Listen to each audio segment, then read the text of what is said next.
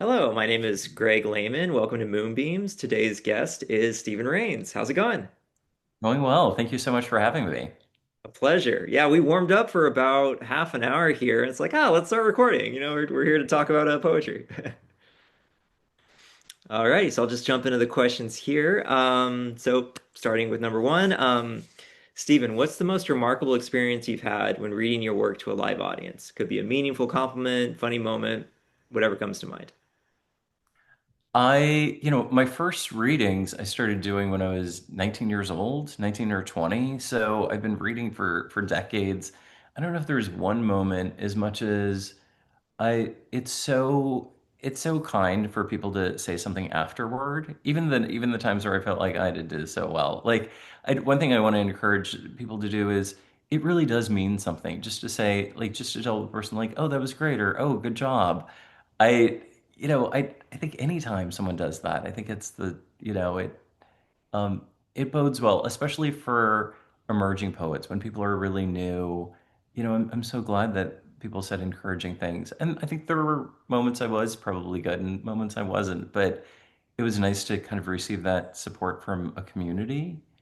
And, so what I think about is I think about all the encouragement I got at 20 when I was doing readings and the work was really like raw and angsty and, nothing I want to hear now. But yeah.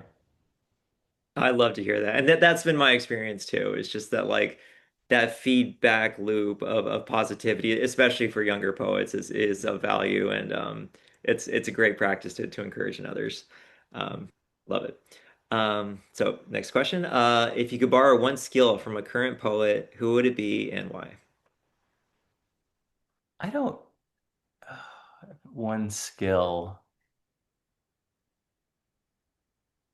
I don't know if I have I mean, there's so many poets that I admire and so many things that they do within their readings that I admire. Although I'm not so sure I want to be them. What I want to be is like I want my work and my readings to be authentically my own and my own voice. And that doesn't mean I'm not influenced by them. Because of course we are, but I don't know. I think about like the vulnerability in Sharon Olds' work. I think, the humor in Billy Collins. I think like the whimsy in Mary Ruefle. I think about just like Anais Nin's like choice of words and uh, like her emotional exploration. I think of Frank O'Hara's uh, he also had a playfulness, but a wisdom. There are all these things that there are elements that I really appreciate about their work, and hopefully they've influenced me in similar ways. I love that, and what a catalog there. But I'll pull that thread a little bit. You said you want to have your, Stephen Rains, his voice, what that voice is going to be authentically. During, we were talking about craft earlier. When you're writing, when you're, going through your drafts and everything, when you're writing, how do you know you've reached that point, that authenticity that only you can provide? How do you know you've reached it? Do you know when you've reached it? If you could share a little bit about that. Yeah, I don't know why. I feel like in a way it's the question is like why does one write? Or like how, and I think part of the challenge of writing is to get, to have an experience to represent it as accurately as possible on the page or in an emotion as accurately as possible or whatever is in your head to put it out there. And um, this is years ago, I mean, decades ago. I remember being in a porn store and being like amazed, like there was so much porn.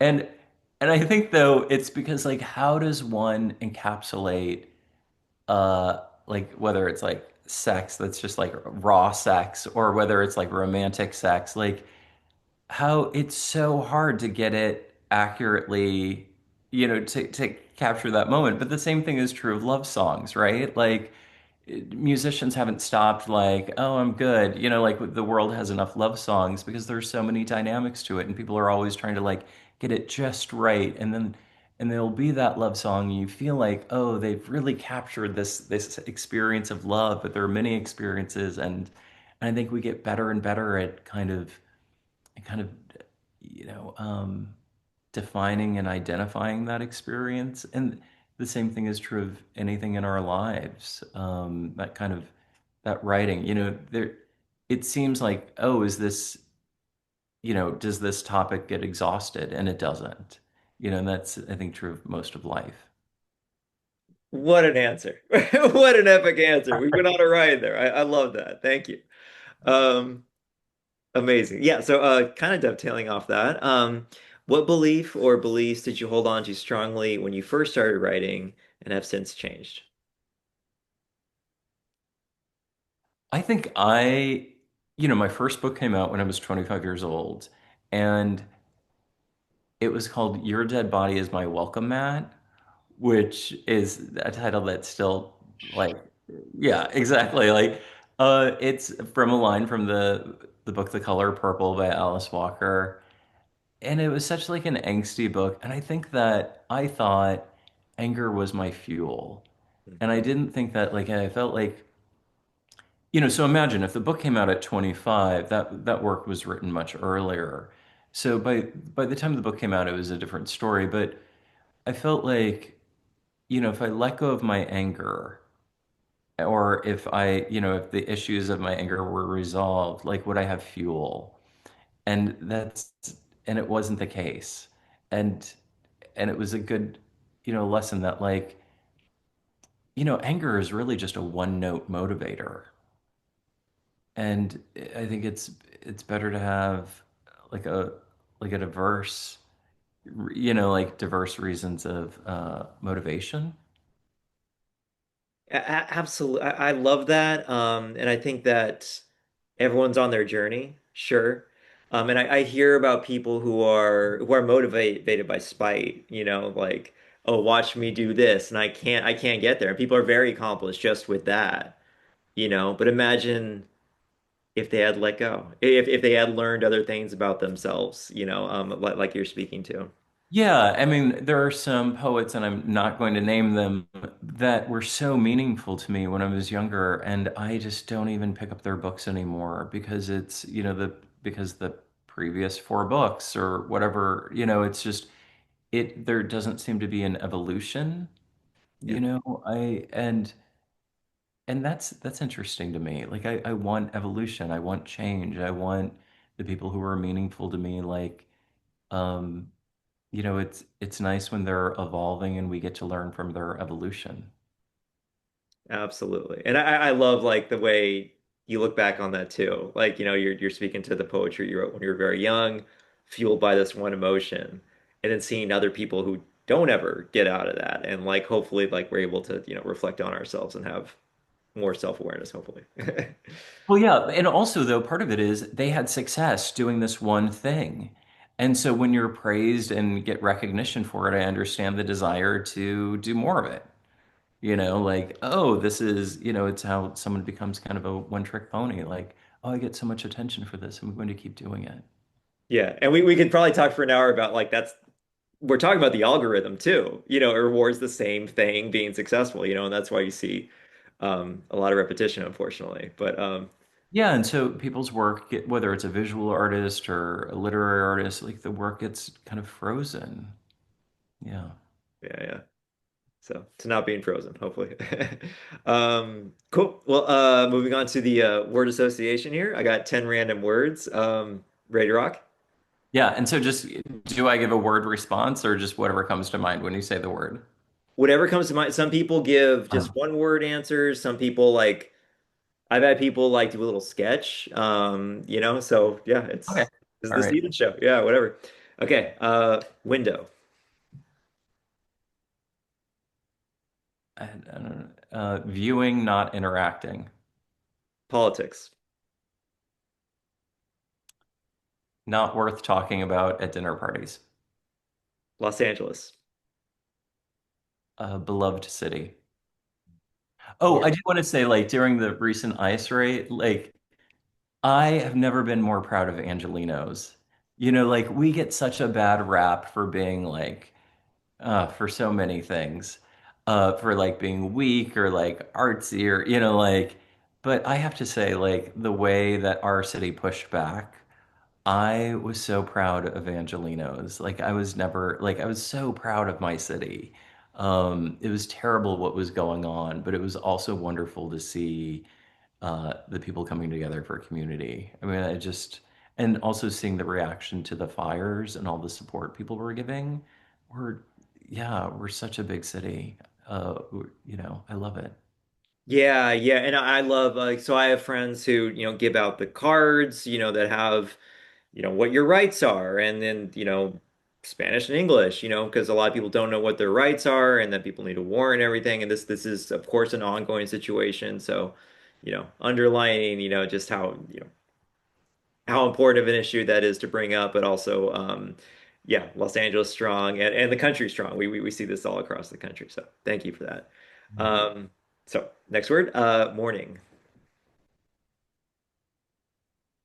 Productivity, evening, creativity. book,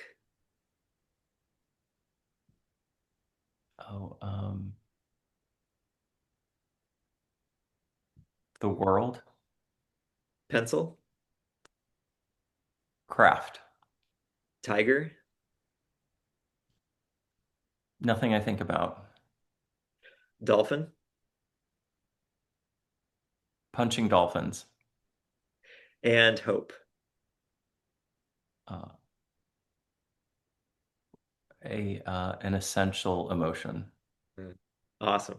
Very well done. Thank you so much. So two questions left. If you have a line of poetry that you found personally impactful recently, and explain why you chose it, and what you hope other people take from it. Oh, yeah. Mary Ruefle has a piece called, is it Dear Friends? And I saw her read it, I think one of the first times she read it at the Hammer Museum. It was right before the pandemic. And I was stunned hearing this piece. And it hadn't been published, and so eventually it was, and I loved reading it. And recently I went on a road trip with a friend and I read it out loud to her so she could hear it. It's this great ode to friendship as Mary talks about like the impactful friends in her life. And she talks about one friend who is dying, and the friend's response is, she's like, "I'm so sorry that you're dying." And he said, "Well, these things happen." And she references it later on in the piece where the friend says like these things happen. And I don't know why it was a mantra of sorts for me for a while of like these, and not in a cold way, but just in a way of like of acceptance of like, oh, these things happen. And it, also, and I'm hearing it because I heard Mary, I'm hearing it in her voice, in her great calm voice. So yeah, I think that's probably a line that, because it was also, the scaffolding of that line was, this great piece about friendships. And for me, like friends have been some of the great loves of my life. And um, but yeah, that's what immediately comes to mind. I love that. Yeah. And the peace it brings to the worst loss that we can have, just that level of peace like that I can hear in her voice as well. Yeah, what a gem. Thank you for sharing that. Um, yeah, and yeah, sobering moment. But yeah, please share any current or future publication wins that you've been enjoying. Sure. What I'm super excited about is just about a month ago, I came out with my book, Outliving Michael. This is Oh my yeah, you did. by Moontide Press, and it's my first hardback book, though I've been doing this. This is my fourth collection, and I love that it's a hardback. And it's, I love like how much attention it's been getting. I've done readings in Palm Springs, St. Louis, New York, LA. I have one coming up at the Ugly Mug. It's yeah, and that people are responding so well to it. It's it's a book about friendship, about my friendship with Michael Church, who was 17 years older than I was when we were friends, and he died in the year 2000. And so it's about, the lasting impact of a friend. So it's been great. It was a pleasure to write because it was a way of revisiting Michael and spending more time with him.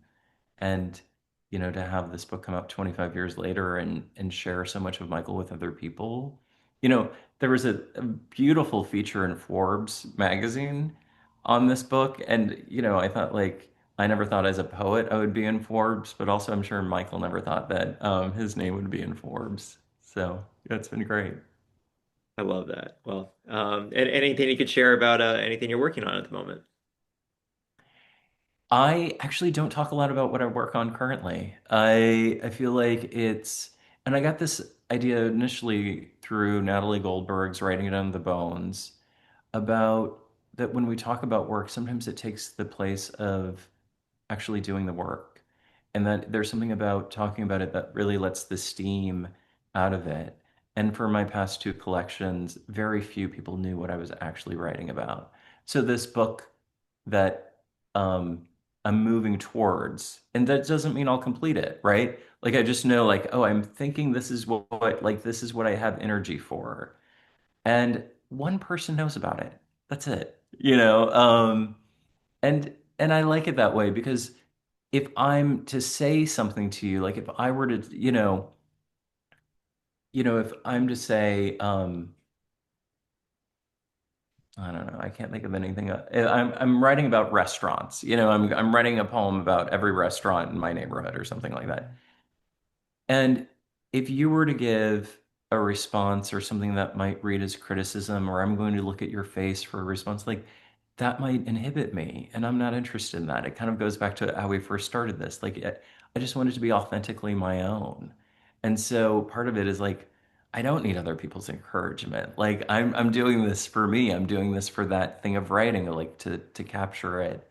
And so yeah, so the specifics about what I write about, I don't share, and I know a lot of people do.